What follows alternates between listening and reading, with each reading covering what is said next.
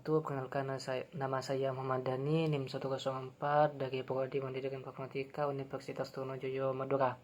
Di sini saya akan menjelaskan tentang terkait keterampilan dasar mengajar, yang mana di sini saya akan mengangkat 8 poin saja, teman-teman, yang harus kita pahami selaku calon pengajar begitu, atau sudah menjadi pengajar begitu, teman-teman. Di sini apa sih poin 8 poin tersebut? Yang pertama itu adalah merencanakan pembelajaran. Itu poin pertama. Poin kedua yaitu komunikasi yang efektif. Terus yang ketiga ada manajemen kelas. Yang keempat ada penggunaan media dan teknologi. Yang kelima ada metode evaluasi dan penilaian. Yang selanjutnya itu ada adaptasi pembelajaran untuk beragam kebutuhan siswa, serta selanjutnya adalah membangun hubungan positif dengan siswa. Dan yang terakhir yaitu ada pengembangan profesional. Gitu, teman-teman. Apa sih arti dari poin yang pertama, yaitu merencanakan pembelajaran? Apa sih fungsi dari merencanakan pembelajaran itu, teman-teman? Jadi, mengapa perencanaan pembelajaran ini penting? Agar pembelajaran itu struktur, teman-teman. Agar tujuan itu jelas dan materi itu relevan dengan metode yang sesuai terhadap siswa kita, begitu, teman-teman. Contohnya kita menggunakan rencana pelaksanaan pembelajaran seperti kebutuhannya, yaitu bahan ajarnya apa dan metodenya bagaimana, langkah-langkah pembelajarannya bagaimana, penelitiannya bagaimana. Itu, teman-teman. Selanjutnya itu adalah komunikasi efektif, yang mana hal ini itu untuk memahami siswa-siswa kita, teman-teman. Jadi pada waktu kita mengajar, kita harus menjaga kotak mata kita terhadap semua siswa yang ada di kelas, dan gunakan gerak tubuh yang mendukung penjelasan gitu. Terus cara mudahnya kita mengetahui dengan apa, yaitu dengan ajukan pertanyaan, teman-teman, kepada siswa kita yang terkait dengan teori kita yang kita bawa gitu. Agar apa? Agar mendorong partisipasi siswa, dengan siswa itu lebih aktif kemudiannya, begitu, teman-teman. Dengan mereka itu mampu nanggap baik tentang materi tersebut. Selanjutnya itu ada yang ketiga, teman-teman. Poin ketiga di sini adalah manajemen kelas. Mengapa manajemen kelas ini penting, teman-teman? Karena kelas yang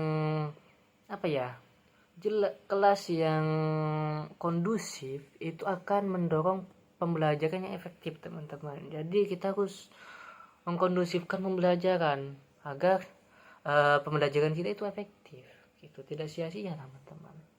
Yang mana kita harus juga melatih siswa itu agar siswa ini bertanggung jawab dan siswa ini mempunyai konsisten pada dirinya, begitu, teman-teman.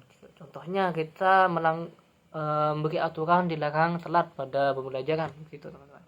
Dihukum misalnya, begitu. Itu boleh-boleh saja, teman-teman, agar murid kita itu tidak senang-wenang begitu, dan dia mempunyai rasa tanggung jawab, begitu, teman-teman. Selanjutnya itu adalah penggunaan media dan teknologi. Pada era sekarang, yaitu teknologi menurut saya itu penting, teman-teman. Agar apa? Agar menarik dengan pembelajaran kita. Contohnya kita menggunakan perangkat lunak yang eduktif dan pola pembelajaran online untuk meningkatkan keterlibatan dan pemahaman siswa gitu. Contohnya apa sih contoh dari teknologi tersebut? Contohnya saja kita pembelajaran itu memberi PPT agar agar ada ketertarikan siswa itu lebih fokus gitu, teman-teman. Terus platform yang lain yang saya maksud tadi itu apa sih? Itu seperti classroom, kita memberi tugas di classroom begitu, teman-teman. Agar kita memberi tugas agar kita mampu menilai siswa kita, memantau siswa kita dalam kehidupan sehari-hari, begitu, teman-teman. Selanjutnya itu adalah metode evaluasi, teman-teman. Guna berbagai metode penilaian seperti tes, kuis, proyek, dan presentasi untuk mengukur mahasiswa itu penting, teman-teman. Jadi metode evaluasi dan penilaian itu sangat penting karena kita tahu gitu apa sampai mana sih pemahaman siswa terhadap mata kuliah ini atau pada pembelajaran ini begitu. Kita di akhir itu beri tes gitu sebelum pembelajaran, kita beri kuis terlebih dahulu gitu, atau kita nanti beri project lah dia agar mengerjakan tugas ini, terus kita mengomentari tentang hasilnya agar dia itu paham gitu apa yang sudah dia kerjakan itu benar atau masih ada yang kurang harus dibenahi begitu teman-teman. Selanjutnya itu adalah adaptasi pembelajaran untuk keberagaman siswa. Hal ini itu sesuai materi dan metode pembelajaran kalian ya, untuk memenuhi kebutuhan siswa yang mampu yang berbeda-beda. Misalnya gunakan pendekatan efisiensi seperti pemberian tugas yang bervariasi tingkat kualitas kesulitannya gitu. Apa sih maksud dari adaptasi pembelajaran untuk beragam kebutuhan siswa ini? Maksudnya itu begini teman-teman. Siswa itu dalam satu kelas itu tak mungkin sama teman-teman. Jadi kita butuh pendekatan lebih di situ. Dengan cara apa? Yaitu waktu kita mengajar itu saling sapa terhadap satu siswa dan siswa yang lain. Terus kita beri tugas agar kita paham.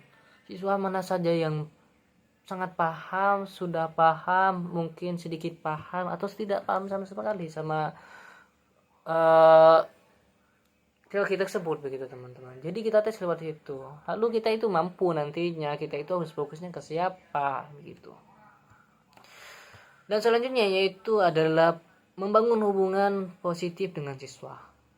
Mengapa kita harus membangun hubungan terhadap siswa?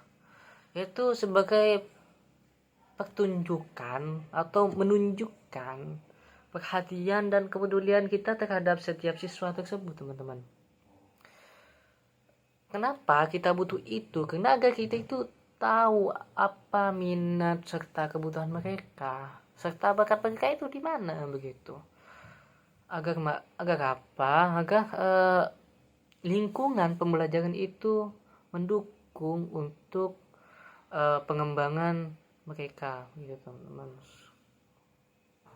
Misalnya yaitu waktu kita mengajar, kita luangkan waktu untuk berdialog dengan siswa. Seperti yang saya bilang tadi di awal itu, kita harus sering-sering berdialog sama siswa, mereka pertanyaan atau menanyakan terkait tentang itu begitu teman-teman. Selanjutnya itu ada pengembangan profesional, yang mana hal ini harus kita terus tingkatkan kompetensi dengan mengikuti pelatihan, seminar, dan membaca literatur terbaru tentang pendidikan. Misalnya bergabung dengan komunitas guru untuk berbagi pengalaman dan belajar dari rekan sejawat. Maksud dari pengembangan profesional ini teman-teman, ini kembali pada diri kita ya teman-teman.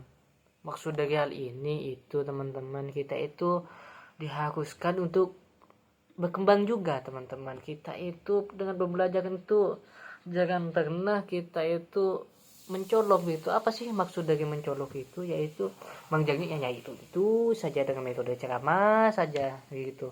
Tidak bagus ya teman-teman. Jadi kita harus update juga begitu, cara mengajar yang baik dan benar dan mengajar itu yang sangat diminati oleh siswa itu harus teman-teman.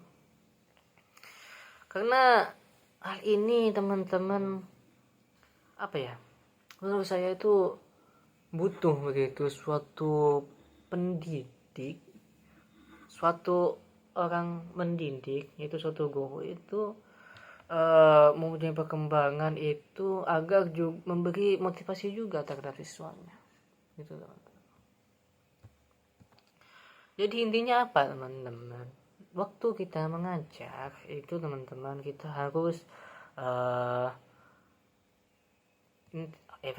agar pembelajaran itu efektif teman-teman. Yang pertama itu ya kita harus konsisten, itu yang utama. Kita harus konsisten mengkondusifkan pembelajaran, harus mempunyai komunikasi yang baik serta sudah merencanakan pembelajaran tersebut dengan baik begitu. Terus apa ya, kita melihat semua siswa itu dari sisi manapun, dari apa, agar kita itu paham terhadap siswa tersebut itu teman-teman. Mungkin hanya itu yang dapat saya sampaikan teman-teman, kurang lebihnya mohon maaf. Wabillahi taufiq wal hidayah. Wassalamualaikum warahmatullahi wabarakatuh.